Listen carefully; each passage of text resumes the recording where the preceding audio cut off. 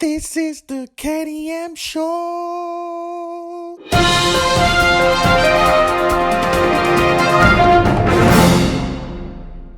Welcome once again to the show.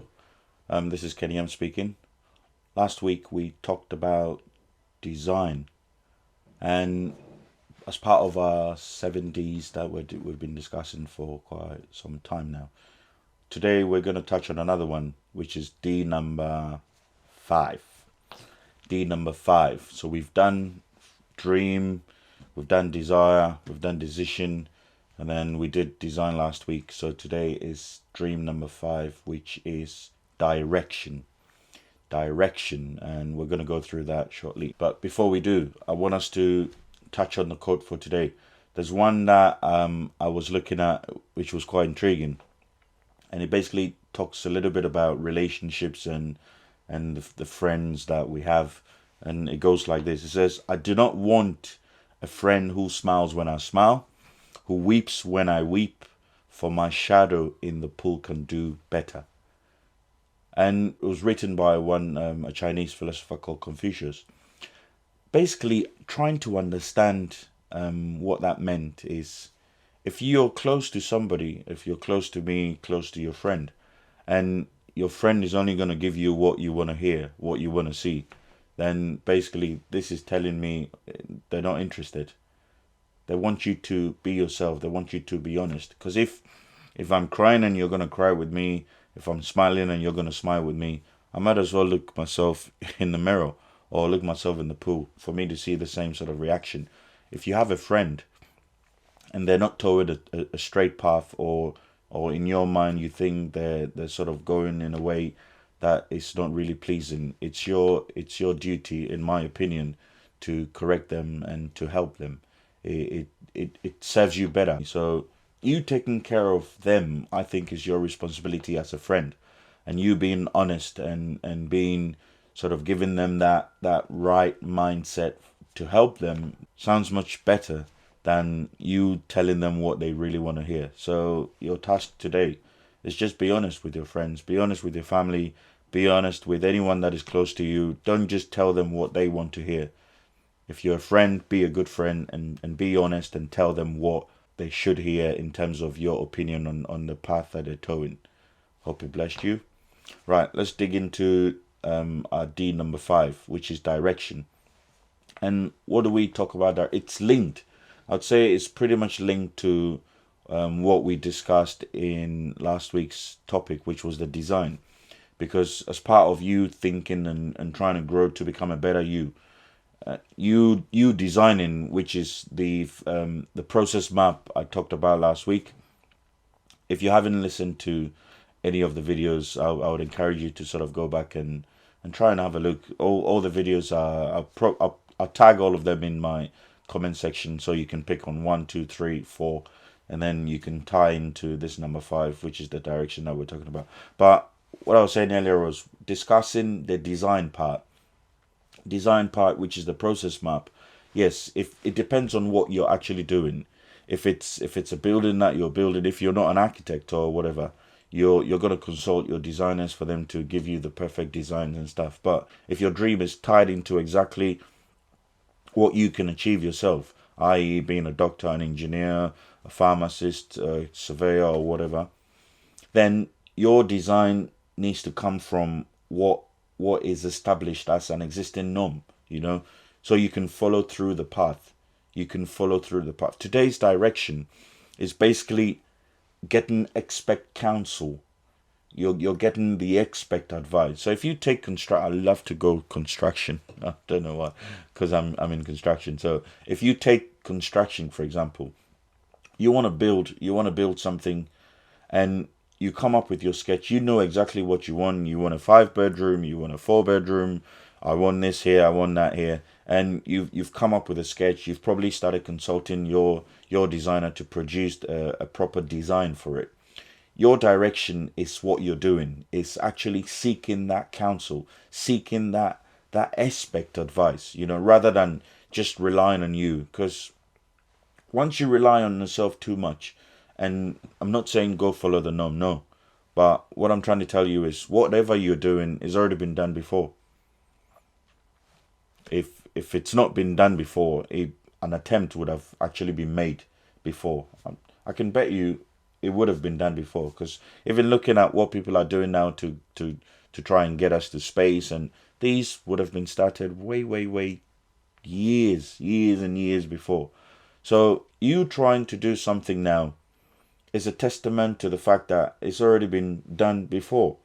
So why try to reinvent the wheel? I'll talk about the reinventing the wheel later on. So the direction is actually seeking expert counsel, getting guidance in exactly what you're trying to do. And what you're trying to do is you're trying to build your dream. So within your construction field, where you could say, okay, I'm the architect, I've got the expertise in this, I can draw myself, I can do. You might not have the expertise in actually putting the quantities together for whatever construction you're planning on doing. You might not have the expertise in doing the calculations, which is the side of the structural engineer to actually undertake whatever you're doing. So if you take the building team, for example, there are various aspects in there where it's not done by one person. So you pick up on the surveyor, they have what they do. You pick up on the engineer, they have what they do. You pick up on, which is the civil engineer, you pick up on the structural engineer, you pick up on the architect, you've got the planner. There's so many arms in the team. And in the same way, if you're building this dream and you haven't got all of it, pointless you trying to do everything yourself. Seek expert counsel. There are so many people in the industry who've been there and who've done it. There's so many people in the industry who at least have been there. If they haven't done it and they failed, you can learn from them. So you don't necessarily toe the same path. So rather than you trying to sort of beat this down yourself, wanting to do it yourself, learning as much as you can, yes, it's part of the process. If you're struggling, you need to seek expert counsel. There's another one where in your team, I talked about all these arms in the team. So let's assume you've got yourself an architect and you haven't got all the others and trying to do this yourself. The struggle will kick in. You need to surround yourself with good and quality people. There is this saying that amongst your 5 or 10 friends, if you look at the caliber of people that are within that circle, they might not necessarily be different from you. So if you're aiming to be a better person, if you're aiming to sort of come out of this group that you're in, if you don't start surrounding yourself with the people you're sort of looking up to, the people you want to become, the people you're looking at their future, their even the current situation that you're aspiring to become, if you don't start surrounding yourself with that kind of people, you will end up becoming the same you in the next 5 years. You'll end up becoming the same you in the next year. It won't be any different from you now, because all these ideas that these people that you surrounded yourself with for all those years, they would be the same. There wouldn't be any change. So the idea is for you to actually change your environment, change the people that you surround yourself with, so you can have a better lifestyle, sort of new ideas and new plans as well. They will encourage you. They will start speaking certain things into your life that will have a big change in your life. Your direction is actually looking into your dream in perspective, seeking the expert counsel to take you from point A to point B. You've done your process mapping, which is perfect, but you need that counsel to take you from point A to point. You could do it. I'm not saying you can't do it yourself. You can do it yourself if you actually know where you're going. I'll tell you a story. About 13, 14 years ago, my wife and I, we sort of set out in the morning to go visit my sister. And I knew the location. I knew the house. I knew exactly the street that it was on. But London is quite sort of very confusing sometimes when you're driving. But we got to the area and I basically blanked out. I forgot exactly where the house was. And being a man as I am with a little bit of an ego, so I didn't want to ask. I said, yeah, I was telling her, I know exactly where this is. before we realized we had driven over 2 hours. 2 hours looking for the house. In the end, I think we drove to an Argos store or a curry store or something like that and got ourselves a sat nav, which took us from, it's not funny, after 2 hours, we got ourselves a sat nav before we actually managed to get to the house. All I'm saying is that there were some key things I picked up from why we couldn't find the location.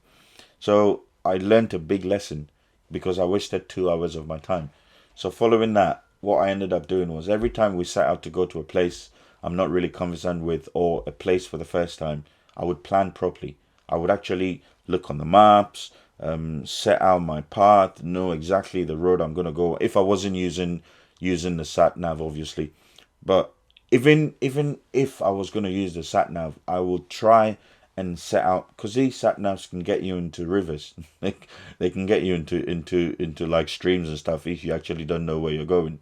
Because every now and again they're changing the maps. So it's if it's not updated, it wouldn't be current.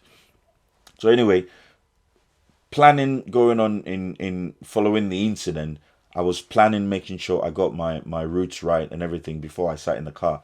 And what that did for me was it changed the way we got to the location. It changed the way we panicked when the sat nav even gave us a wrong location, because I would remember exactly where we're going on in within my head basically, and then using the map as well, it would take us exactly to the location. So planning whilst you're doing your process map and all that, yes, you need that direction.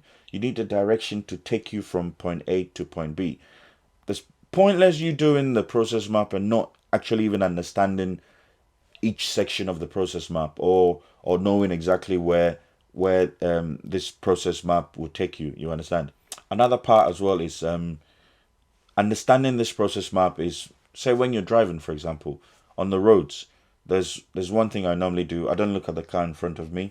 It might be kind of weird saying that. I don't really look at the car in front of me. I sort of see them within my sight, but I don't look at them. I look at ahead. My brother taught me that.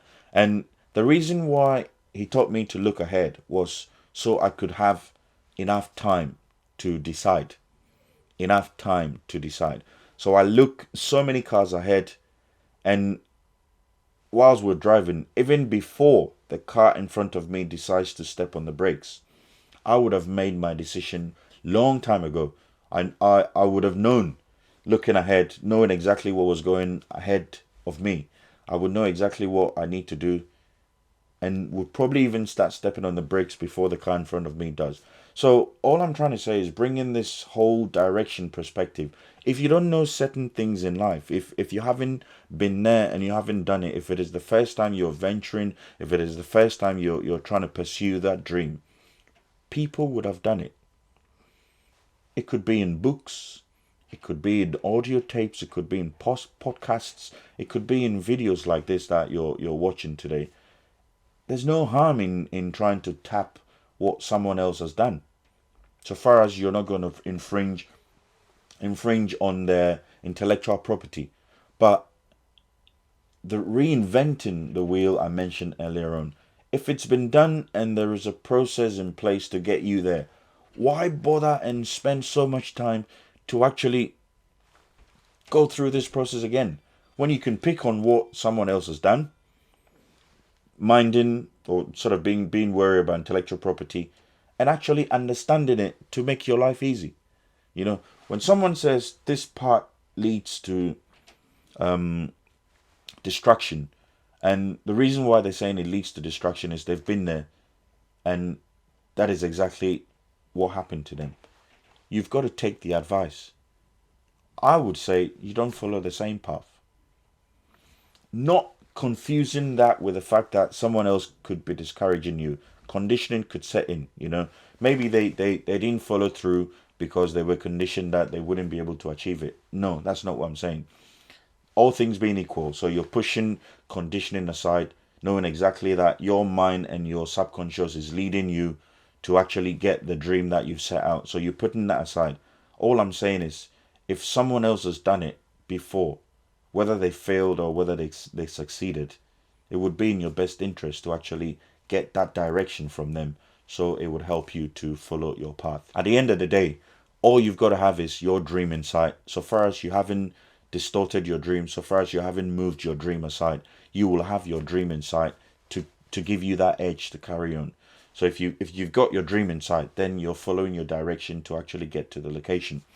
And then if you're heeding to the advice that your counsel will give you, then yeah, you're on the right track. The last thing I'm going to mention is, do not cut corners. Do not cut corners. It's been experienced many times by people, where people tend to cut corners. It might work for some, but I am not preaching cutting corners. You've got to respect your neighbor. You've got to respect the people that you're in a team with and the people that you're working with, like I mentioned last week, and do not cut corners. Follow the right path, follow through, seek expert counsel, get your direction intact, and you're going to get to your destination. Hopefully, today's discussion blessed you, and I can't wait to touch on D number 6 next week. I'll reveal what it is next week, and then our last one would be D number 7, and then we would have finished the series. Then we'll move on to something else. So have a blessed week, and hope I will see you again next week, same time. Thank you. This is the KDM Show.